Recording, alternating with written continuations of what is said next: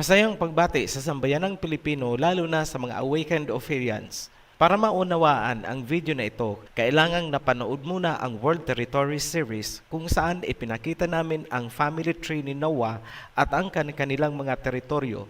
Hindi na namin uulitin ang buong detalye dito, ngunit magbibigay tayo ng maikling recap. Ayon sa World Territories na itinakda ni Noah, ang mundo ay nahahati sa kanyang tatlong anak na sina Shem, Ham at Japheth.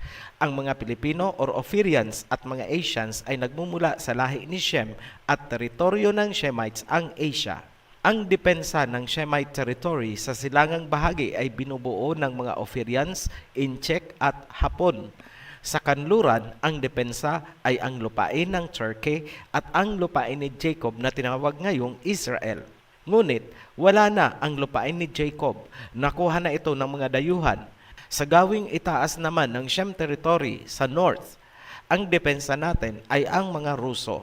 Ang mga boundary ng bawat teritoryo ay naiplat natin hango sa Book of Jubilees at inilahad natin sa World Territories Series. Makikita na ang teritoryo ni Ham ay nasa ibaba ng teritoryo ni Shem at Japheth. Para sa mga descendants ni Ham, ang Malaysia, Africa, South America at Australia. Ayon naman sa family tree na nasusulat sa Genesis, sina Gog and Magog ay pamilya ni Japheth at sa kanila ibinigay ang mga lupaing tinatawag nating Europe, North America at Canada. Ngayon, may tanong na nais sagutin ang video na ito. Sino ang totoong banta sa soberanya ng ating bansa at sa buong Shemite territory? Ang susi sa kasagutan ay matatagpuan sa isang lumang gusali sa Australia na itinayo mahigit 150 years na ang nakaraan. Sa mga Ophirians na nasa Australia, maaari niyong puntahan ang Royal Arcade, isang refurbished medieval building na matatagpuan mismo sa Central Business District ng Melbourne. Nariyan ang susi upang masagot kung sino ba talaga ang banta sa soberanya ng ating bansa. Ang Royal Arcade ang kauna-unahang itinayo sa Melbourne at ito rin ang pinakaunang arcade sa buong Australia. Malaki ang historical value ng building kung kaya ito ay bahagi ng Victorian Heritage Register. Ang arcade ay itinayo noong 1869 hanggang 1870 at ito ay opisyal na binuksan ni Lord Mayor Charles Ames. Mahalagang pansinin na ang nagbukas nito ay tinatawag na Lord Mayor. Maituturing ang building na isang portal o gateway na konektado sa isa pang portal sa kabilang panig ng mundo na maghahatid sa atin pabalik sa malalim na medieval history. Mahalagang tandaan sa pagpapatuloy ng ating video na ang Australia ay teritoryo ni Ham at ang buong lupain at likas na yaman ay para sa kanyang mga descendants across generation for eternity ayon sa Book of Jubilees. Kung totoo man ang sinasabi ng Genesis at Book of Jubilees na ang Australia at Africa ay para sa lahi ni Ham or Hamites, ibig sabihin ang biological at genetic profile ng mga original occupants ng Australia at Africa ay closely similar, magkamag-anak. Yan ang ating inalam at ilalahad gamit ang information mula sa modern research. In 2017, a genetic study of the genomes of 111 Aboriginal Australians found that today's Aboriginal Australians are all related to a common ancestor who was a member of a distinct population that emerged on the mainland about 50,000 years ago. Humans are thought to have migrated to northern Australia from Asia using primitive boats. A current theory holds that those early migrants themselves came out of Africa about 70,000 years ago, which would make Aboriginal Australians the oldest population of humans living outside Africa. Ayon sa isang genetic study na ginawa noong 2017, ang kasalukuyang mga Aboriginal sa Australia ay may genetic origin sa Africa. Ipinapalagay na dumaan sila sa Asia at tumawid sa dagat gamit ang primitive boats upang makarating sa Australia. Pinili nating gamitin ang report ng National Geographic dahil isa itong European American Research Organization. Sinadya naming gamitin ang mula sa mga Europeans, Americans at hindi ang research ng mga incheck upang hindi nyo sasabihin na lutong Macau ang ating inilalahad.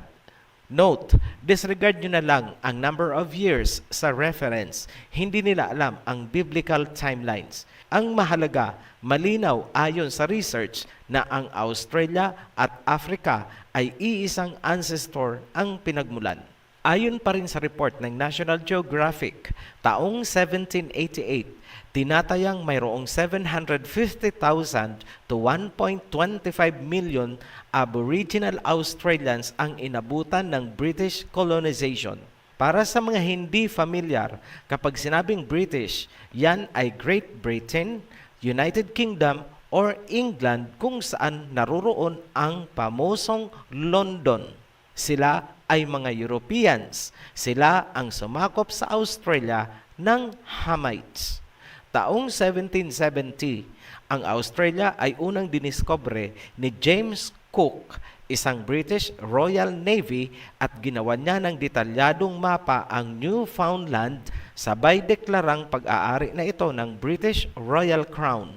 1788, dumating sa Australia ang 11 ships, 11 barko, lulan ang mga convicted criminals mula sa England. Ang mga convicts na yan ang founder ng Sydney at New South Wales. Umabot sa 162,000 convicts mula sa Britain at Ireland ang dinala sa Australia mula noong 1788 hanggang 1868. Ibig sabihin, ang karamihan sa mga puting Australians ngayon ay lahi ng mga convicts. History speaks. Kahit sa ang reference nyo kalkalin yan, established fact po yan at hindi gawa-gawang istorya ng OHC. Ayon pa rin sa National Geographic Research, ang mga dinala sa Australia ang nag-introduce ng iba't ibang sakit na humawa sa maraming natives. Tandaan, ang mga natives ay hindi immune sa mga sakit na yan dahil hindi naman sila exposed. Habang lumalaganap ang mga sakit, tuloy naman ang pagsamsam o pag-agaw sa mga lupain. Humigit kumulang 20,000 na mga Aboriginals ang lumaban at namatay.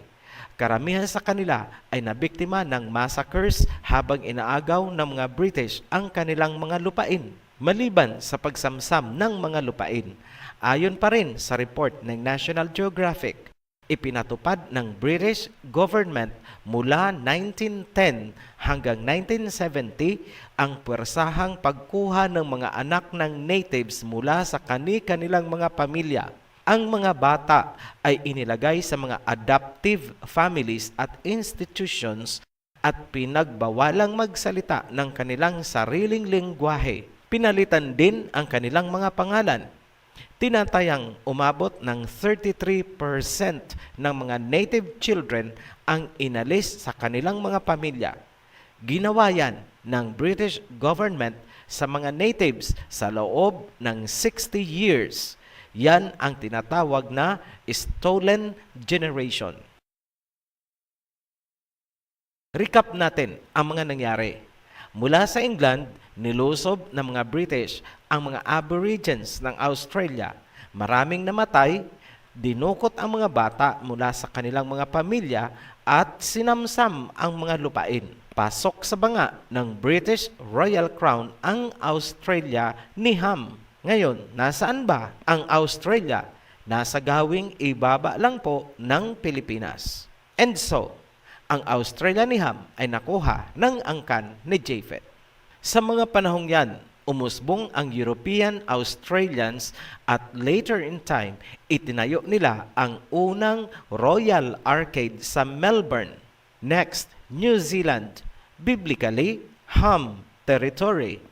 Taong 1840, Ang New Zealand ay officially naging colony ng Britain hanggang sa kasalukuyan. Nasa ibaba lang din ito ng Pilipinas.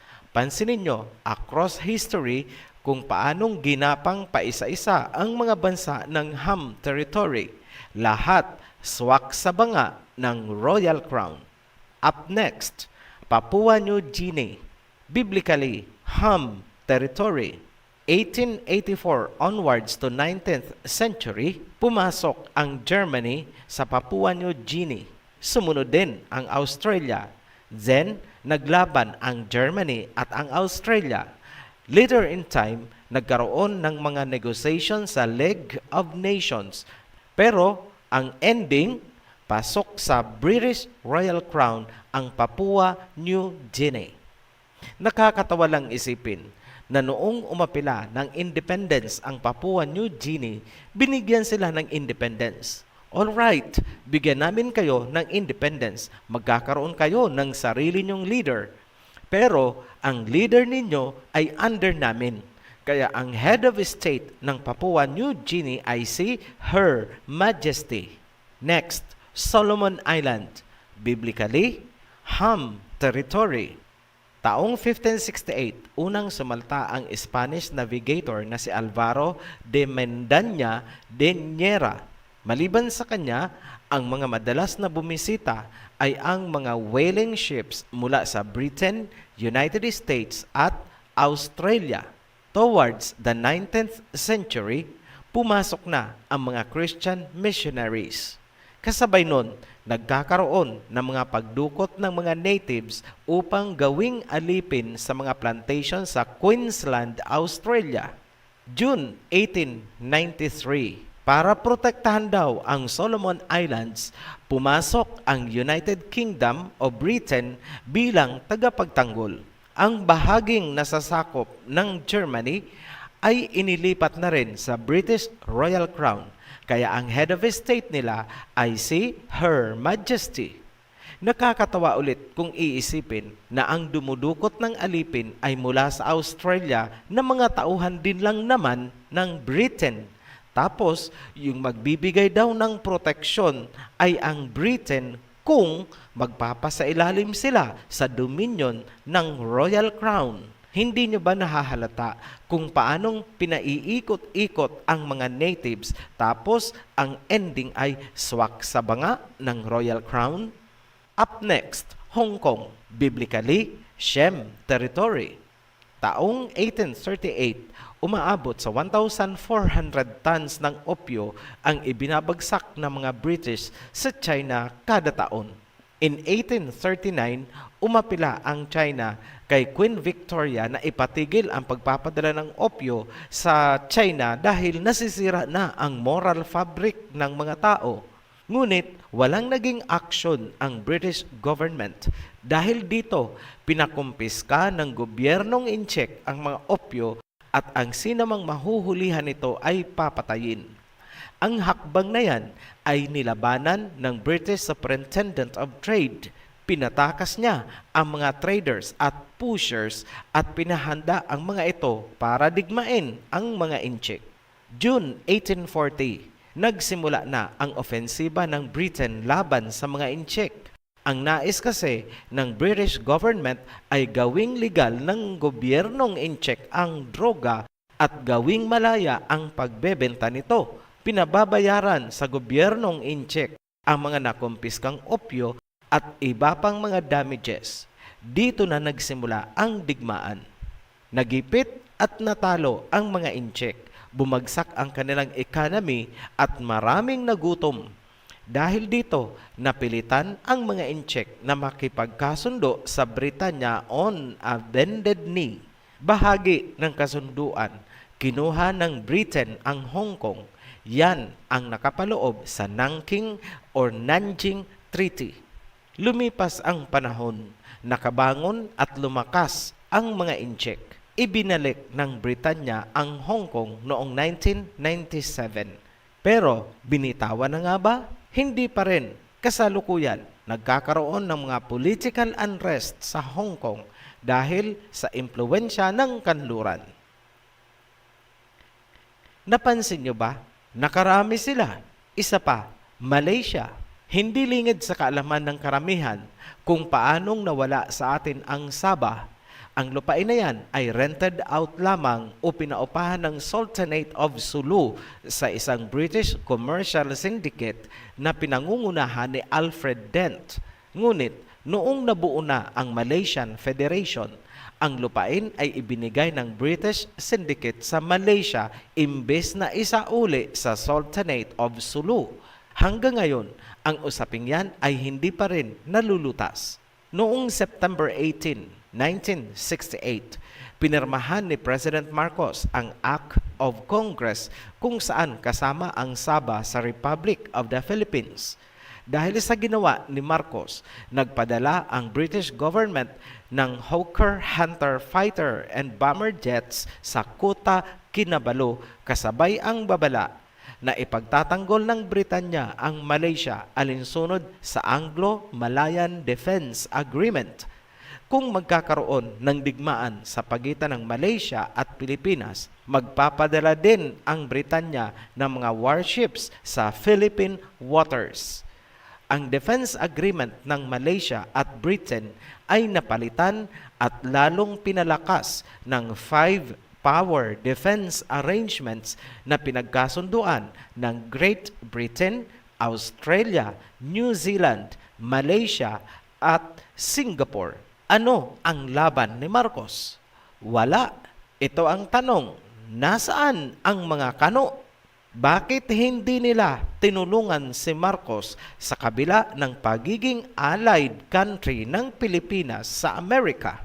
Ngayon, nais naming pansinin nyo ang kalagayan ng Pilipinas. Tingnan nyo ang world map. Napapaligiran tayo ng mga bansang hawak ng British Royal Crown. Australia, New Zealand, Papua New Guinea, Solomon Islands, Malaysia, and Singapore. On extreme situation, boses ni Her Majesty ang masusunod. Kakalabanin ba ng mga kano ang kanilang nanay? Kakalabanin ba ng mga kano ang pinagmula nilang pamilya para lamang ipagtanggol ang mga Pilipino? Patawa kayo kung inaakala nyong kakampihan tayo ng mga kano on extreme scenario. Sino lang ang pwedeng kakampi ng Pilipinas? Mag-isip kayo. Ngayon, kilala nyo na ba kung sino talaga ang banta sa ating soberanya? Para masagot ang tanong, balikan natin ang sinasabi naming Royal Arcade sa Australia para malaman na kung sino talaga ang banta sa ating soberanya at sa buong Shemite territory. Pumasok tayo sa loob ng Royal Arcade. Pansinin nyo ang rebolto ni Gog at Magog. Yes, ang building na yan ay itinayo ng mga tauhan ni Gog and Magog bilang tribute noong nakuha nila ang Australia. Yan din ang icon ng sumibol na economy ng Australia. Kaya nga, naging Central Business District ang lugar na kinatatayuan ng building na yan. Huwag kalimutan na ang likas na yaman ng mga lugar na yan ay dapat sana ay para sa lahi ni Ham.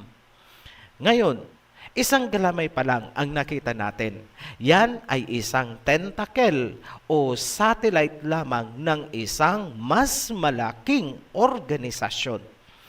Alam nyo na ngayon, ang kumuha ng Australia, New Zealand, Papua New Guinea at Solomon Island ay lahi ni Gog and Magog. Right now, ang head of state ng mga binanggit nating bansa ay si Her Majesty. Na-establish din nila ang sphere of military and political influence sa Malaysia at Singapore sa pamamagitan ng 5 power defense arrangements. Ulitin namin ang tanong kanina. Ikaw, Pilipinas, sino sa tingin mo ang kakampi mo? Ganun pa man, huwag kayong matakot. We are on the right track ayon sa prophecy. Sasaklolo sa atin ang 2 witnesses ng Revelation chapter 11. Nakaabang na ang outpost ng mga Shemites sa West Philippine Sea.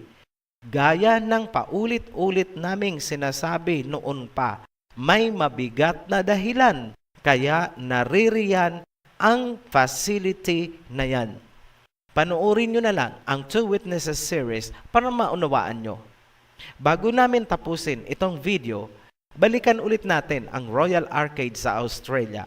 Gaya ng sinabi natin sa bungad pa lang, ang Royal Arcade ay isang portal na konektado sa isa pang portal sa London na pinamumunuan din ng isang Lord Mayor. Ano ang meron sa basement ng portal na nasa London? Saan ito nakaugat? Saan ito nakatayo? Ano ang kinalaman niyan sa pagkakawala ng lupain ni Jacob na ngayon ay tinawag na Israel? Lahat ng ilalahad natin sa pagpapatuloy ay fulfillment ng prophecies na hindi nyo kailanman narinig mula kanino man kahit sa ang relihiyon at sekta. Ipapasilip namin sa inyo ang isang malalim na organisasyon mula pa sa antiquity of history na nagpatuloy hanggang sa kasalukuyan at sa mga darating na panahon. It has been shrouded in deep secrecy and rituals na nagmumula sa underground London organization. Abangan nyo yan sa pagpapatuloy ng ating paglalahad. Muli kaming nagpapasalamat sa inyong patuloy na pagsuporta sa Ophirian Channel. Para sa new subscribers, welcome to the heritage. At para sa lahat, be blessed. Shalom.